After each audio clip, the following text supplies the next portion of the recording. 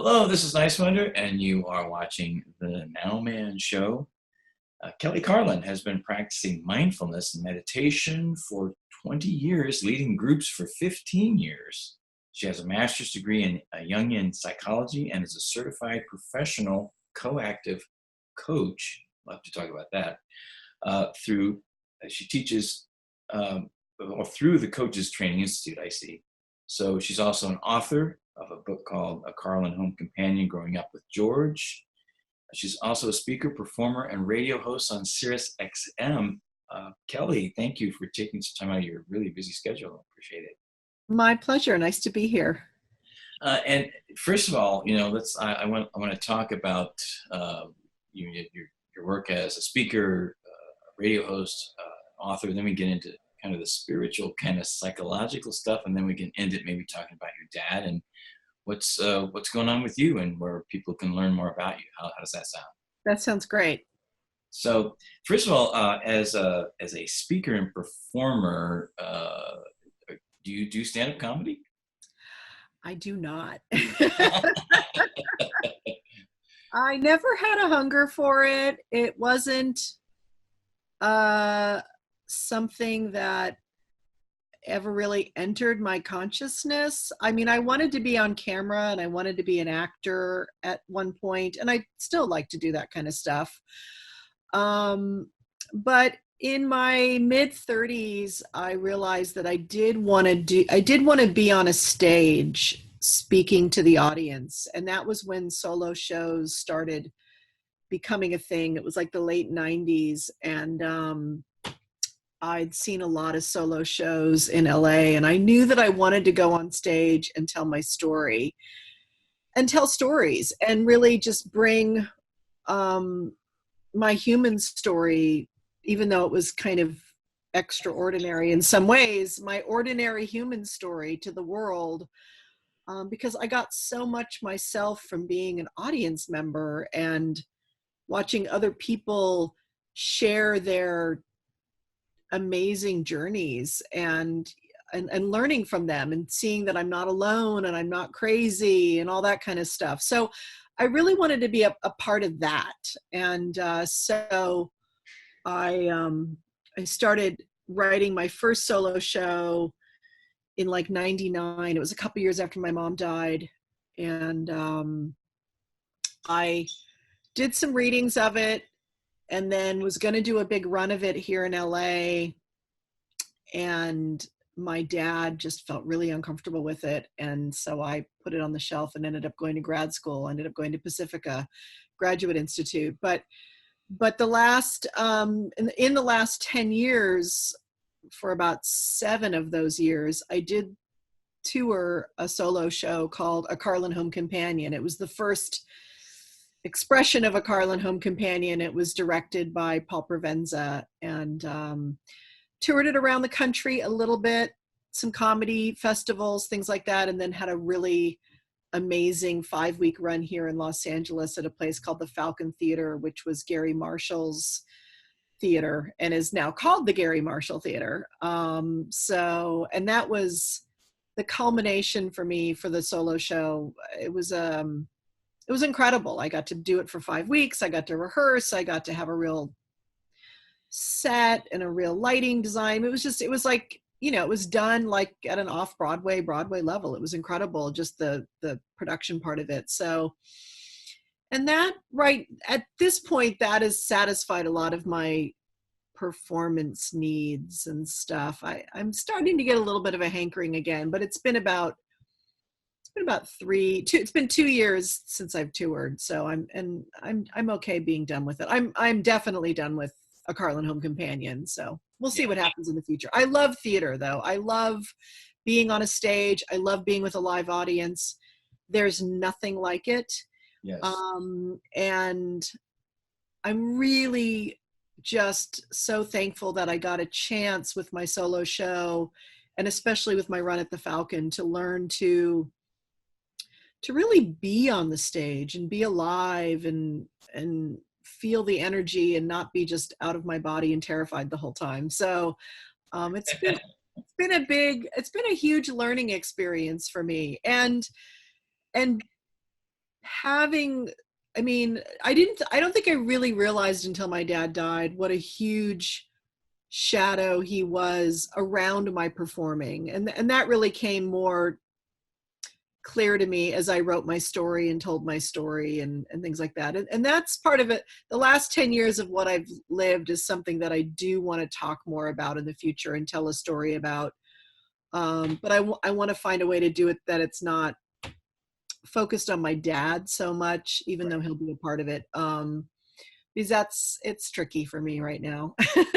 Yeah, because you have your own identity as well, and then you also have to be realistic about the fact that so many millions of people all over the world just love your father. I mean, uh, the hippy dippy weatherman, the HBO specials, all of that stuff is ingrained in a lot of our minds. That Yeah. it's part of our growing up.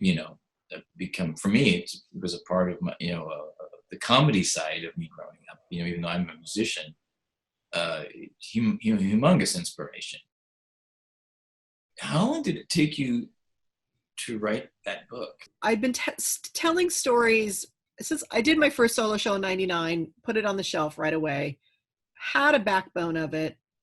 Then after grad school, 2004, 2005, I got back on stage and I started telling stories around LA, around all the LA storytelling venues, Sit and Spin and the Rose and all these different places. And so I was kind of built, I was slowly writing more and more stuff. Then my dad died, 2008. Mm-hmm. And,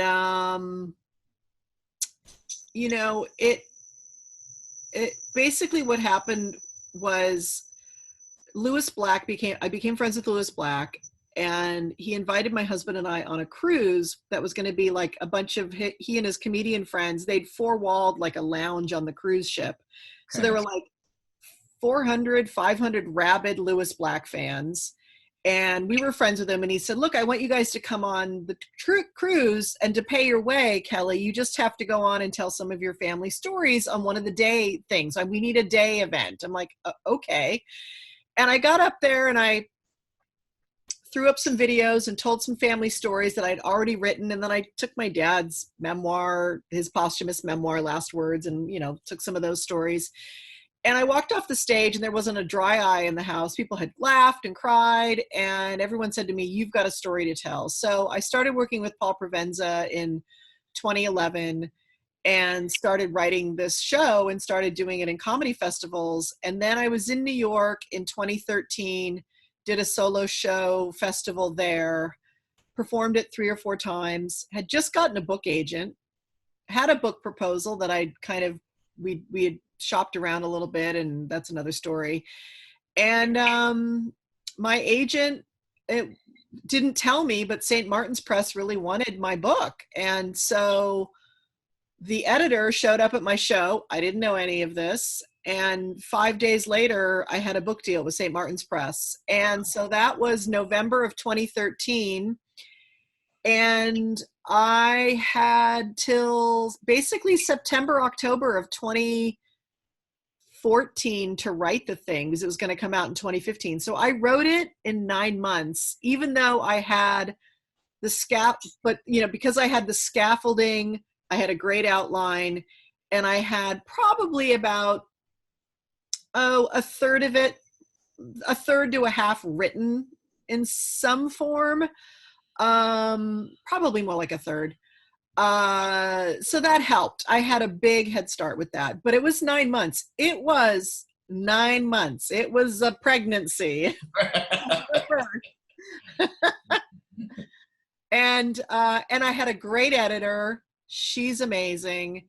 And that really helped. And I had a great outline, and I really worked the narrative for about 3 or 4 years already with Paul Provenza. So that helped a lot. I mean, we can all tell probably 10 different versions of our family, but I wanted this one to be about, me finding my voice, my family running into their drug and alcohol issues and the impact of that, but really how love in the end, kept us together and kept us alive and kept us sane and all of that. So it was It was everyday writing. It was a lot of writing.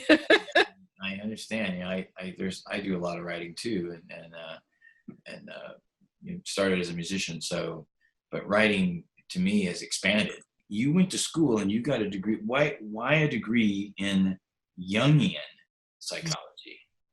Well, I knew that I wanted to after I kind of walked away from this solo show and I was like, all right, I know that I want to understand enough about the human journey because I want to talk about my own journey in big ways, but I want to help other people talk about it.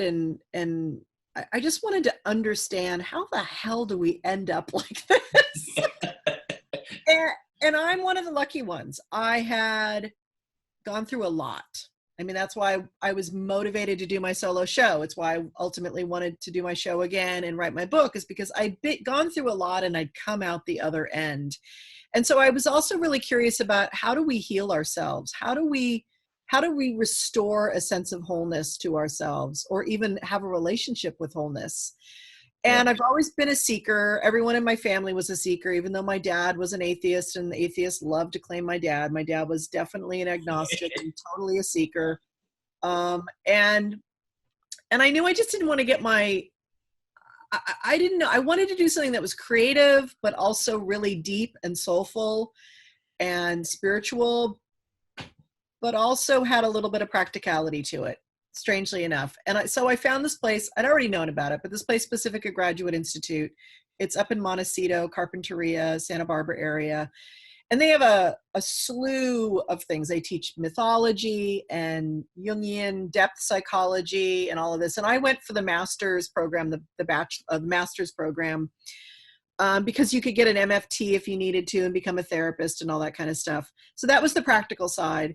But it had a lot of stuff in it where you could do art pieces and art projects for certain classes. And even your thesis could be part art and part academic. And so I knew for me that it would be a creative outlet. I didn't know a ton about Carl Jung at the time, but I knew that he was someone who, had introduced the idea of archetypes and had this relationship with what it means to be a modern person, but a spiritual person, so that you can be rational and at the same time have a relationship with the numinous. And I think that really spoke to me, because I feel like I am both of those things very much so. I'm certainly a modern, rational, science-loving woman, and yet I've had some profound experiences that I can't really explain in relation to the numinous and to whatever that thing is, that imaginal realm is what they call it these days. Conscious. Huh? I like to call it consciousness. Yeah, it is consciousness, but it is a worldview too. It's circling back around before we became, these purely rational thinkers, which was really important in the Enlightenment for us to separate away from this, this kind of mythical way of looking at the world, and using our rational minds and critical thinking and all of that. But what we lost in all of that is a relationship with our depths and our soul and the imagination even, and subjectivity and the importance of subjectivity. It all became a subjective world where everything's a dead, meaningless space. And I'm not interested in that. So Pacifica really gave me that. And it also gave me this great plan B. I got to be a therapist if I wanted to. And I graduated from there and was training to be a therapist for a few years, but I knew it was kind of just a temporary thing. I really wasn't interested in being certified by the state and earning all those hours and being a therapist and sitting in a room for the next 25 years of my life, worrying that people who were going to be depressed would kill themselves if I went on vacation. Like, it had no interest in that. Yes, I hear you. I understand. I mean, because it's important work, and thank God for therapists, because I needed them a lot in my life. But I've been a therapist since I was 4 years old with my parents, and I was kind of like, I'm done with it. So, but I wanted to take all of that. So that's why I got certified as a life coach. I went to CTI, took their classes, decided I could work with high functioning people and do the depth work as much as I wanted, as long as I knew I was working with people who were stable. Um, and so I started doing that. I mean, that was really what I started. And then, like I said, in 2008, I had a great coaching practice for a few years, but was still trying to figure out what to do with it and who I was, and wasn't really owning my creative side too much. And then my dad died in 2008, and I coached for a little while and then walked away from it and really decided to go all in with the solo show and then writing the book, like really kind of immerse myself in the entertainment world. And because I'm an only child, I'm in charge of my dad's legacy. So that my whole life changed when my dad died. Whole life changed. Yeah. And so really, since I stopped touring the show in 2016, and the book came out in 2015, the paperback in 2016, I knew that I was done being George Carlin's daughter in that way. I'd done it for 8 years, and honored by it and thankful for it. And I'm still obviously my father's daughter. And I work in certain areas. I work with the National Comedy Center, where I donated his archives. I do that. I have my Sirius XM show. I do that. But I knew it was time for me to figure out how to integrate all these parts of me, and pick up the teacher, the curious spiritual person, how to integrate that back into my work in such a way that didn't make me feel like I was ignoring my creative life too. Now, your father, I actually watched, when I was doing other things, I watched the last interview he did, which he really opened up a lot about. And just like when he would say things that remind me of what's going on in the world right now. I mean, it's just like 2007, and this is still, it sounds like he's talking yesterday. I know. So, and he talks about the planet is fine, the people are effed. The planet will be here, will go away, the planet will heal. Nobody wants to rock the boat, though. Nobody wants to change anything. We're on a nice downward glide. We squandered a great gift, and all those things are like, oh my gosh, it's true. And Kurt Vonnegut said similar things like, the Earth is doing just fine, but we're getting rid of ourselves pretty well, something like that. And I thought, what do you think your father would have to say about what's going on right now? I mean, with what I would call a very unenlightened era of our history here in this country, and particularly in even the world at this time, particularly the United States, seems to be extraordinarily unenlightened as far as the political world is concerned. But I find conversations like this and music and cultural things, I'm working cultural and economic transition, because that's where I see the hope. And having conversations like this with people on all levels, celebrities, regular people, homeless people on the street, I don't care. Everyone has a soul. That's what I see the hope is. How do you think your father would look at all this that's going on right now? Well, he made a decision, a personal and creative decision, to become the person who disengaged from the species. He decided to walk away from it all. When he did The Planet is Fine, that was in 1992 on his Jammin' in New York show. And it was very controversial because, he wasn't saying don't try to save the planet, but he was saying the only reason you're trying to save the planet is because you're trying to save your life, your convenient life. Like, let's just get real about it. Ego. Yeah. Yeah. Like, you're trying to save it so that you're not inconvenienced anymore. And if you really want to save the planet, then we would stop driving cars. Yes. And we would stop eating beef. I mean, like those two things would probably save the planet right now. We would probably be okay if we could do those two things. That's right. But we're really not interested in that. So, and now with all of our devices, it's just so anyway. So, he warned us about all of this. He saw it all coming. It's all about greed, and greed is all about ego. So it's all about, I want to make sure I have enough for me and my family. And we really haven't gotten past that. And it's not our fault necessarily. We're hardwired for it. We're hardwired to live in a scarcity mentality, because we came up as hominids and as animals, and that's how they lived. And our brains were evolved for something very, very different than what we're living. So it makes all sense. He said a line which really has given me comfort and pause the last few years, but it really, really works. He used to say, when you're born, you get a ticket to the freak show. Yeah. When you're born in America, you get a front row seat.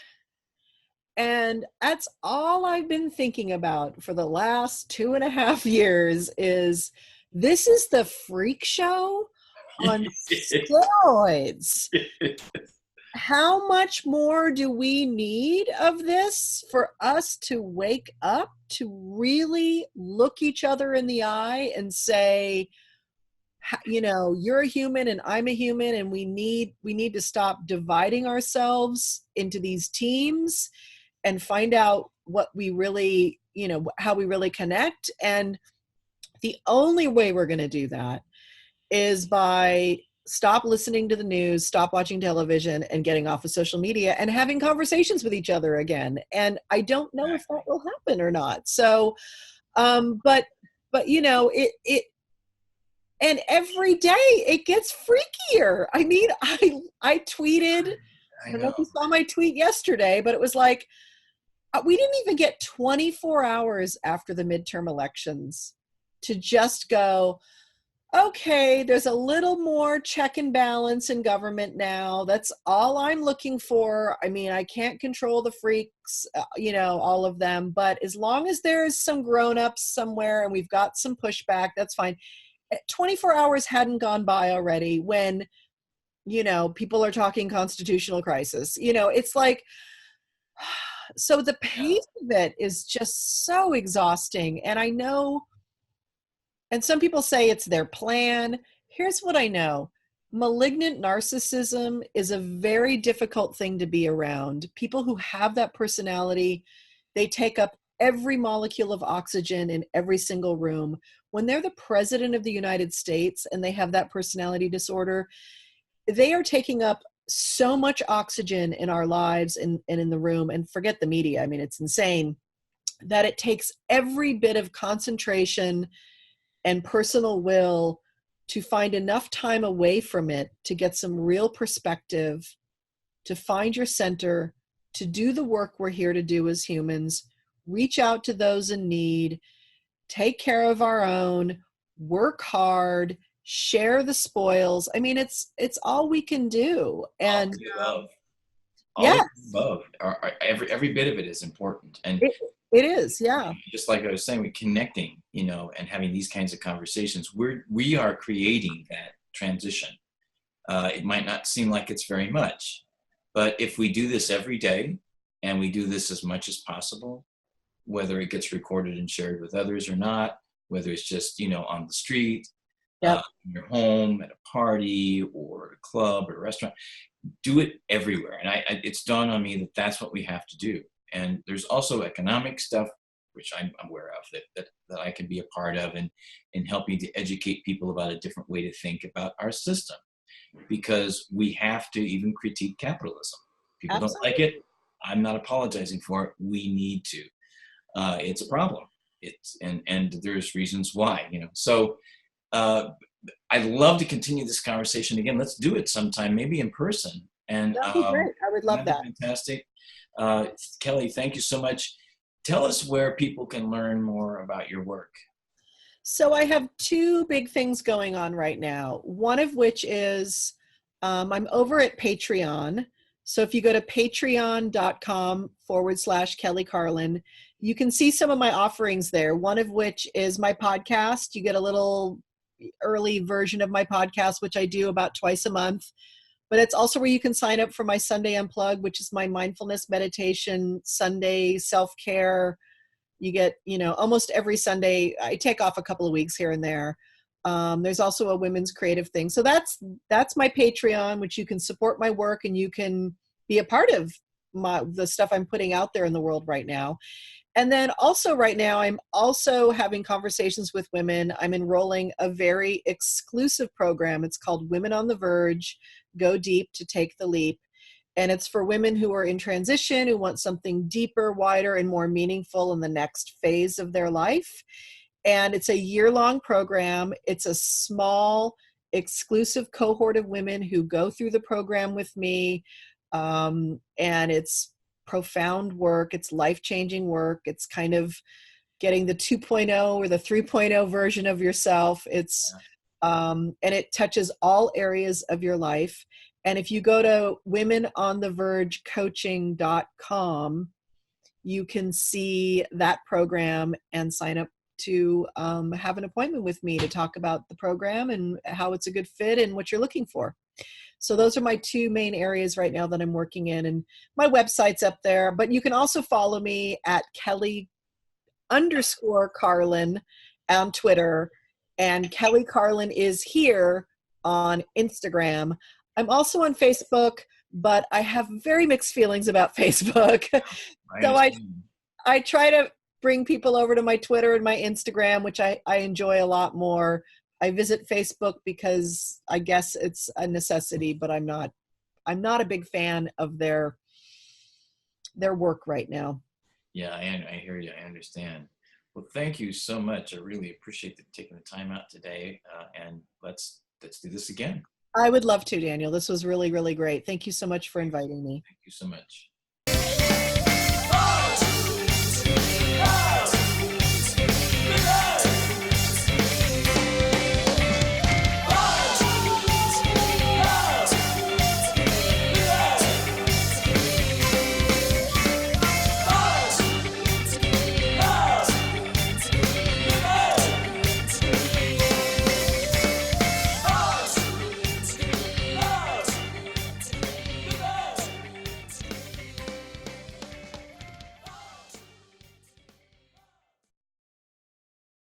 When I hear your dad talk about his Catholicism, I wasn't Catholic, it was Protestant, but there's similarities obviously, and you do those things, and you realize, wait a minute, when I interviewed John Fugelsang once, we connected immediately, Love him.